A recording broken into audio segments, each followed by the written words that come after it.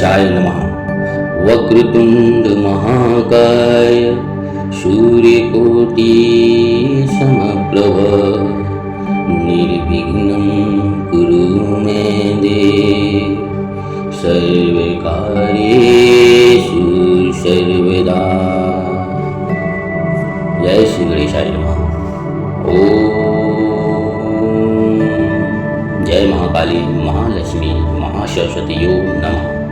नमस्तस्यै नमस्तस्यै नमस्तस्यै नमो नमः। जय माता दी दोस्तों।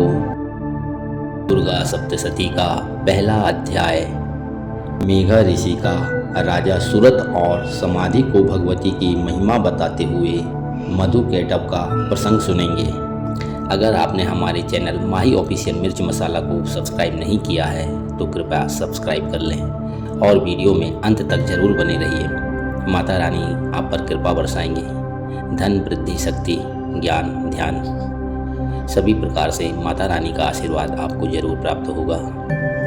प्रथम दुर्गा सच्चरित्र के ब्रह्मा ऋषि महाकाली देवता गायत्री छंद नंदा शक्ति रक्तदंतिका बीज अग्नि तत्व और ऋग्वेद स्वरूप हैं। श्री महाकाली देवता की प्रसन्नता के लिए प्रथम चरित्र के जप में विनियोग किया जाता है। भगवान विष्णु को सो जाने पर मधु और केटव को मारने के लिए कमल जन्मा ब्रह्मा जी ने जिनका स्तवन किया था उन महाकाली देवी का मैं सेवन करता हूँ। वे अपने 10 हाथों में खड्ग चक्र गदा बाण धनुष परिध शूल कुसुंडी मस्तक और शंख धारण करती हैं। उनके 3 नेत्र हैं। वे समस्त अंगों में दिव्य आभूषणों से विभूषित हैं। उनके शरीर की कांति नीलमणि के समान है तथा वे 10 भुजा और 10 पैरों से युक्त हैं। मार्कंडे जी बोले, सूर्य के पुत्र समाधि जो 8वें मनु कहे जाते हैं उनकी उत्पत्ति की कथा विस्तार पूर्वक कहता हूँ, सुनो।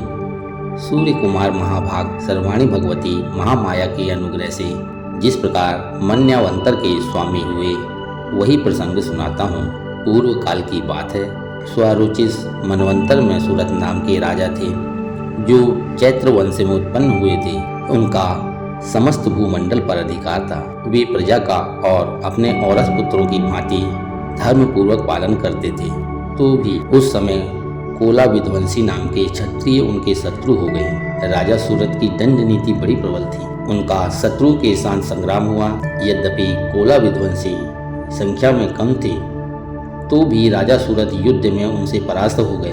तब वे युद्ध भूमि से अपने नगर को लौट आए और केवल अपने देश के राजा होकर रहने लगे।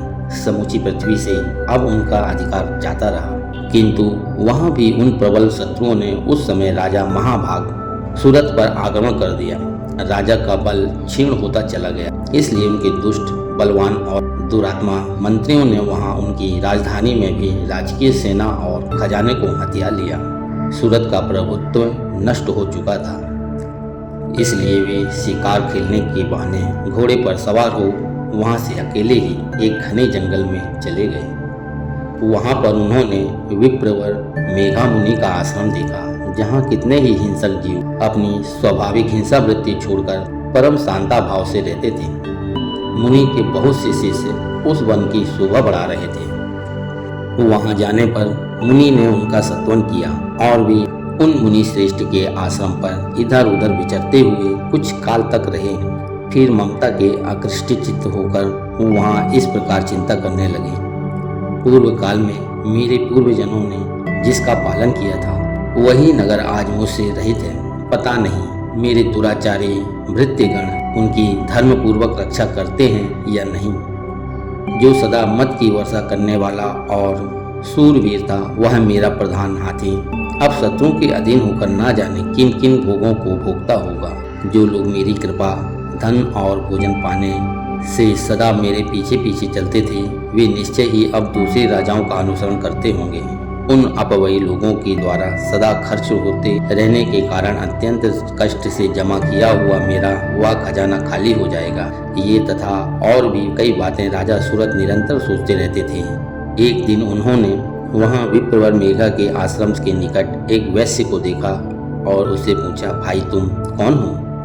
यहाँ तुम्हारे आने का कारण क्या है? तुम क्यों शोकग्रस्त हो और अनमने से दिखाई देते हो? राजा सूरत का यह प्रेम पूर्वक कहा हुआ वचन सुनकर वैश्य ने विनीत भाव से उन्हें प्रणाम करके कहा। वैश्य बोला, राजन, मैं धनियों के कुल में उत्पन्न एक वैश्य हूँ। मेरा नाम समाधि है। मेरे दुष्ट स्त्री पुत्रों ने धन के लोभ से मुझे घर से बाहर निकाल दिया है। मैं इस समय धन, स्त्री और पुत्र से वंचित हूँ।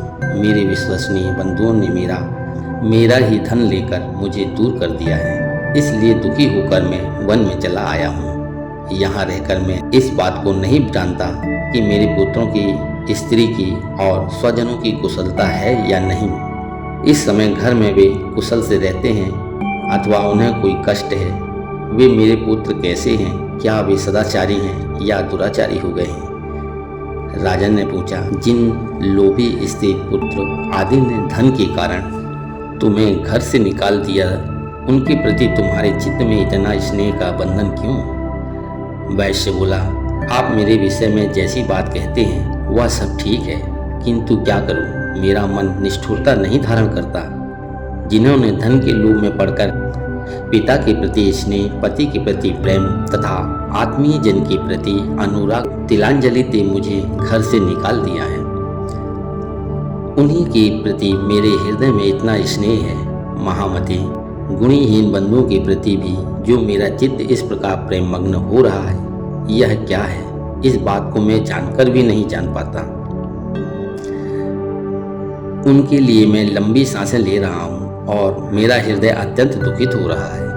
उन लोगों में प्रेम का सर्वथा अभाव है, तो भी उनके प्रति जो मेरा मन निष्ठुर नहीं हो पाता है, इसके लिए क्या करूं? मार्कंडेय जी कहते हैं, ब्राह्मण तदंतर राजाओं में श्रेष्ठ सूरत और वह समाधि नामक वैश्य दोनों साथ साथ मेघा मुनि की सेवा में उपस्थित हुए और उनके साथ यथा योग्य विनय पूर्वक बर्ताव करके तत्पश्चात वैश्य और राजा ने कुछ वार्तालाप आरंभ किया। राजा ने कहा, भगवान, मैं आपसे एक बात पूछना चाहता हूँ, उसे बताइए। मेरा चित्त अपने अधीन न होने के कारण वह बात मेरे मन को बहुत दुख देती है। जो राज्य मेरे हाथ से चला गया उसमें और उसके संपूर्ण अंगों में मेरी ममता बनी हुई है। मुनि श्रेष्ठ, यह जानते हुए भी कि वह अब मेरा नहीं है, अज्ञानी की भांति मुझे उसके लिए दुख होता है। यह क्या है? इधर यह वैसे भी घर से अपमानित होकर आया है। इसके पुत्र, स्त्री और भृत्यों ने इसे छोड़ दिया है। स्वजनों ने भी इसका परित्याग कर दिया है, तो भी यह उनके प्रति अत्यंत हार्दिक स्नेह रखता है। इस प्रकार यह है तथा मैं दोनों ही बहुत दुखी हैं। जिसमें प्रत्यक्ष दोष देखा गया है, उस विषय के लिए हमारे मन में ममता जनित आकर्षण पैदा हो रहा है। महाभाग, हम दोनों समझदार हैं, तो भी हम में जो मोह पैदा हुआ है, यह क्या है? विवेक शून्य पुरुष की भांति मुझ में और इसमें भी यह मूर्ता प्रत्यक्ष दिखाई देती है। ऋषि बोले, महाभाग, विषय मार्ग का ज्ञान सब जीवों को है। इसी प्रकार विषय भी सभी के लिए अलग अलग है। कुछ प्राणी दिन में नहीं देख सकते और कुछ रात में नहीं देखते हैं, तथा कुछ जीव ऐसे हैं जो दिन और रात में भी बराबर देखते हैं। यह ठीक है कि मनुष्य समझदार होते हैं, किंतु केवल वे ही ऐसे नहीं होते। पशु, पक्षी और मृग आदि सभी प्राणी समझदार होते हैं। मनुष्यों की समझ भी वैसी ही होती है जैसी उन मृग और पक्षियों की होती है, तथा जैसे मनुष्यों की होती है वैसे ही उन मृग, पक्षी आदि की होती है। यह तथा अन्य बातें और भी प्राय दोनों में सम्मानित है। समझ होने पर भी इन पक्षियों को तो देखो, ये स्वयं भूख से पीड़ित होते हुए भी मोहबस बच्चों की चोंच में कितने चाव से अन्न के दाने डाल रहे हैं। नरश्रेष्ठ, क्या तुम नहीं देखते कि ये मनुष्य समझदार होते हुए भी लोभवश अपने किए हुए उपकार का बदला पाने के लिए पुत्रों की अभिलाषा करते हैं? यद्यपि उन सब में समझ की कमी नहीं है, तथापि वे संसार की स्थिति मरण की परंपरा बनाए रखने वाले भगवती महामाया के प्रभाव द्वारा ममतामय भंवर से युक्त मोह के गहरे गर्त में गिराए गए हैं। इसलिए इनमें आश्चर्य नहीं करना चाहिए। जगदीश्वर भगवान विष्णु की योग निद्रा रूपा जो भगवती महामाया है, उन्हीं के यह जगत मोहित हो रहा है। वे भगवती महामाया देवी महाज्ञानियों के भी चित्त को बलपूर्वक खींचकर मोह में डाल देती हैं। वे ही इस संपूर्ण चराचर जगत की सृष्टि करती हैं तथा वे ही प्रसन्न होने पर मनुष्यों को मुक्ति के लिए वरदान देती हैं। वे ही पराविद्या, संसार बंधन और मोक्ष की हेतुभूता सनातनी देवी तथा संपूर्ण ईश्वरों की भी अधीश्वरी हैं। राजा ने पूछा, भगवान, जिन्हें आप महामाया कहते हैं, वे देवी कौन हैं? ब्राह्मण, उनका आविर्भाव कैसे हुआ तथा उनके चरित्र कौन कौन हैं? ब्रह्म वेत्ताओं में श्रेष्ठ महर्षि उन देवी का जैसा प्रभाव हो, जैसा स्वरूप हो और जिस प्रकार प्रादुर्भाव हुआ हो, वह सब मैं आपके मुख से सुनना चाहता हूँ। ऋषि बोले, राजन, वास्तव में तो वे देवी नित्य स्वरूपा ही हैं। संपूर्ण जगत उन्हीं का रूप है तथा उन्होंने समस्त विश्व को व्याप्त कर रखा है। तथापि उनका प्रकट अनेक प्रकार से होता है, वह मुझसे सुनो। यद्यपि वे नित्य और अजन्मा हैं, तथापि जब देवताओं का कार्य सिद्ध करने के लिए प्रकट होती हैं, उस समय लोक में उत्पन्न हुई कहलाती हैं। कल्प के अंत में जब संपूर्ण जगत एकावर्ण में निमग्न हो रहा था और सबके प्रभु भगवान विष्णु शेषनाग की सैया बिछाकर योग निद्रा का आश्रय ले सो रहे थे, उस समय उनके कानों के मैल से दो भयंकर असुर उत्पन्न हुए जो मधु और कैटभ के नाम से विख्यात थे। वे दोनों ब्रह्मा जी का वध करने के लिए तैयार हो गए थे। भगवान विष्णु के नाभि कमल में विराजमान प्रजापति ब्रह्मा जी ने जब उन दोनों भयानक असुरों को अपने पास आया और भगवान को सोया हुआ देखा, तब एकाग्रचित्त होकर उन्होंने भगवान विष्णु को जगाने के लिए उनके नेत्र में निवास करने वाली योग निद्रा का सत्वन आरंभ किया, जो विश्व की अधीश्वरी जगत को धारण करने वाली, संसार का पालन और संहार करने वाली तथा तेज स्वरूपा भगवान विष्णु की अनुपम शक्ति है। उन्हीं भगवती निद्रा देवी की भगवान ब्रह्मा स्तुति करने लगे। ब्रह्मा जी ने कहा, देवी, तुम ही स्वाहा, तुम ही स्वाधा, तुम ही वष्टकार हो। स्वरूप भी तुम्हारे ही स्वरूप है। तुम ही जीवनदायिनी सुधा हो, नित्य अक्षरा, प्रणव में आकार, उकार, मकार, इन तीन मात्राओं के रूप में तुम ही स्थित हो। इन तीनों मात्राओं के अतिरिक्त जो बिंदु रूपा नित्य अर्धमात्रा है, जिसका विशेष रूप से उच्चारण नहीं किया जा सकता, वह भी तुम ही हो। हे देवी, तुम ही संध्या, सवित्री तथा परम जननी हो। देवी, तुम ही इस विश्व ब्रह्मांड को धारण करती हो। तुमसे ही इस जगत की सृष्टि होती है, तुम ही से इसका पालन होता है और सदा तुम कल्पना के अंत में सबको तुम अपना ग्रास बनाती हो। जगन्मयी देवी, इस जगत की उत्पत्ति के समय तुम सृष्टि रूपा हो, पालन काल में स्थिति रूपा हो तथा कल्पांत के समय संहार रूप धारण करने वाली हो। तुम ही महाविद्या, महामाया, महामेधा, महास्मृति, महामोह रूपा देवी, महादेवी और महासुरी हो।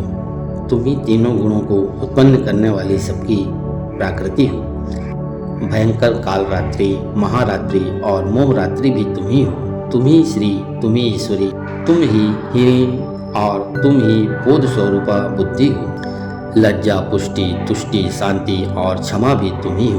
तुम खड्ग धारणी, शूल धारणी, घोर रूपा तथा गदा, चक्र, शंख और धनु धारण करने वाली हो।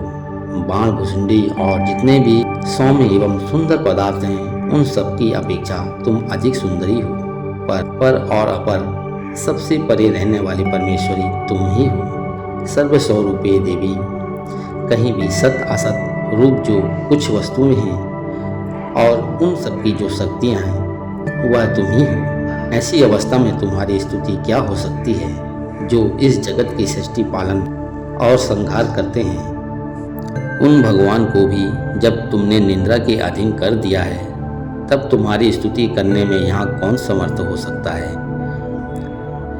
मुझको, भगवान शंकर को तथा भगवान विष्णु को भी तुमने ही शरीर धारण कराया है, अतः तुम्हारी स्तुति करने की शक्ति किसमें है। देवी, तुम तो अपने उन उदर प्रभावों से ही प्रशंसित हो। ये जो दोनों दुर्धर्ष मधु और कैटभ हैं, इनको मोह में डाल दो और जगदीश्वर भगवान विष्णु को शीघ्र ही जगा दो।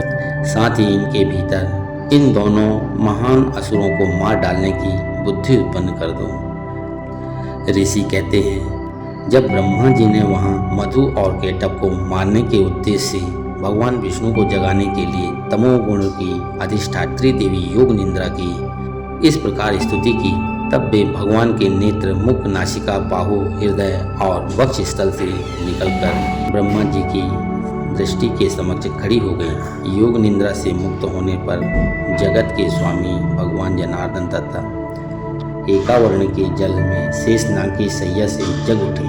फिर उन्होंने उन दोनों असुरों को देखा। वे दुरात्मा मधु और केटव अत्यंत बलवान तथा पराक्रमी थे और क्रोध से लाल आंखें किए ब्रह्मा जी को खा जाने के लिए उद्योग कर रहे थे। तब भगवान श्री हरि ने उठकर उन दोनों के साथ 5000 वर्षों तक केवल बाहु युद्ध किया। वे दोनों भी अत्यंत बल के कारण उन्मत्त हो रहे थे। इधर महामाया भी उन्हें मोह में डाल रखा था। इसलिए वे भगवान विष्णु से कहने लगे, हम तुम्हारी वीरता से संतुष्ट हैं, तुम हम लोगों से कोई वर मांगो। श्री भगवान बोले, यदि तुम दोनों मुझ पर प्रसन्न हो तो अब मेरे हाथों से मारे जाओ। बस इतना सा ही मैंने वर मांगा है, यहाँ दूसरे किसी वर से क्या लेना है। ऋषि कहते हैं, इस प्रकार धोखे में आ जाने पर जब उन्होंने संपूर्ण जगत में जल ही जल देखा, तब कमल नयन भगवान से कहा, जहाँ पृथ्वी जल में डूबी हुई ना हो, जहाँ सूखा स्थान हो, वहीं हमारा वध करो। ऋषि कहते हैं, तब तथास्तु कहकर शंख, चक्र और गदा धारण करने वाले भगवान उन दोनों के मस्तक अपनी जंघा पर रखकर चक्र से काट डाले। इस प्रकार ये देवी महामाया ब्रह्मा जी की स्तुति करने पर स्वयं प्रकट हुई थी। अब पुनः तुमसे उनके प्रभाव का वर्णन करता हूँ, सुनो।